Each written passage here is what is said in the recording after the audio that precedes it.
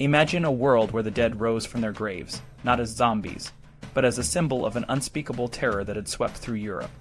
This is not a scene from a horror movie, but a glimpse into the aftermath of the Black Death, one of the most devastating pandemics in human history. In the 14th century, the plague killed nearly half of Europe's population, leaving behind a trail of despair and uncertainty. This essay will explore how the Black Death not only ravaged lives, but also reshaped the social, economic, and political landscape of medieval Europe, paving the way for the emergence of modern society. The Black Death, or the Great Plague, struck Europe in 1347 and spread like wildfire, leaving no corner of the continent untouched. The disease, caused by the bacterium Yersinia pestis, was transmitted primarily through fleas that lived on rats. The symptoms were gruesome: high fever, vomiting, blackened and swollen lymph nodes, and often a swift and painful death. The horror of the plague was exacerbated by the lack of medical knowledge and the belief that it was a divine punishment for human sins. People turned to religion, superstition, and even violence, blaming Jews, lepers, and other minority groups for the calamity. As the bodies piled up and the air was thick with the stench of death, the survivors found themselves in a world that had been utterly transformed. The fixed order of medieval society, with its rigid hierarchies and unshakable beliefs, began to crumble. The nobility, the clergy, and the common people all faced a crisis of faith and identity. If God could allow such a terrible calamity to occur, what did it mean for the divine order that had governed their lives for centuries? The plague's impact on the economy was profound. With so many people dead, there was a severe labor shortage, particularly in the agricultural sector. Landowners, who had previously relied on serfs and peasants for labor, now found themselves competing for the few workers who remained. This led to a rise in wages and a shift in the balance of power between the landowners and their laborers. Serfs, who had been bound to the land, now had the opportunity to demand better conditions or even leave their lords in search of better opportunities. The feudal system, which had been the backbone of medieval society, began to weaken. The psychological toll of the plague was equally significant. The survivors were left with a deep sense of disillusionment and a questioning of the world they had known. The idea of a fixed, unchanging order was replaced by a new awareness of the possibility of change. This shift in mindset laid the groundwork for the Renaissance, a period of great cultural and intellectual rebirth that would challenge the old ways of thinking and pave the way for the modern era. One of the most striking representations of the plague's impact on medieval society can be seen in the art of the period. The frescoes of the Camposanto in Pisa, painted by Francesco Trani around 1350, depict a personification of death as a black-cloaked old woman with wild eyes and claws, wielding a broad-bladed scythe.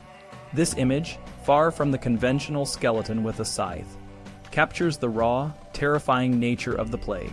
In one scene, death swoops down upon a group of carefree young nobles and ladies, who are suddenly confronted with their own mortality. The message is clear: no matter their wealth or status, all are equal in the face of death. The plague also had a significant impact on the military and political landscape of Europe. In France, the reign of King Jean II, known as Jean le Bon, John the Good, was marked by a series of missteps and failures that would lead to the Battle of Poitiers in 1356. Jean, who came to the throne in 1350, was a man of noble intentions but poor judgment. He was brave in battle, but lacked the strategic acumen and political savvy necessary to lead his country effectively. His decision to execute the Constable of France, Comte Dieu, without trial or public explanation, alienated the nobility and undermined his authority.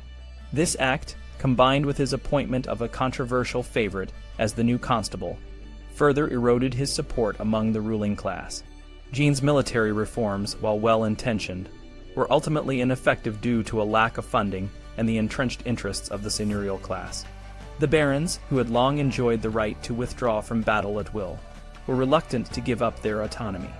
Jean's attempts to introduce a more centralized and disciplined military structure were met with resistance, and the resulting disunity weakened the French army. The Battle of Poitiers, fought on September 19, 1356, was a decisive defeat for the French. The English, led by Edward the Black Prince, used tactics that exploited the disorganization and lack of coordination in the French ranks. King Jean II himself was captured, and the loss of the king dealt a severe blow to French morale and political stability. The aftermath of the battle saw a rise in disaffection and rebellion, as the nobles and common people alike lost faith in their leadership. The economic and social changes brought about by the Black Death and the military defeats of the 14th century led to a period of intense social and political upheaval. The Peasants Revolt of 1381 in England and the Jacquerie in France were both fueled by the discontent and disillusionment of the lower classes.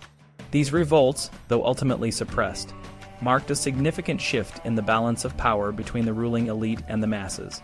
The Black Death also had a profound impact on the Church, which had long been the moral and spiritual authority in medieval Europe. The Church's inability to provide effective healing or explanations for the plague led to a crisis of faith. Many people turned away from the Church and sought answers in other forms of spirituality, or rejected organized religion altogether. This skepticism and disillusionment with the Church would later play a role in the Reformation, a movement that would challenge the authority of the Catholic Church and lead to the formation of new religious denominations. In the arts and literature, the Black Death inspired a new wave of creativity and innovation. The works of authors like Giovanni Boccaccio and Geoffrey Chaucer, who wrote about the human experience during the plague, provided a humanistic perspective that emphasized individuality and personal experience.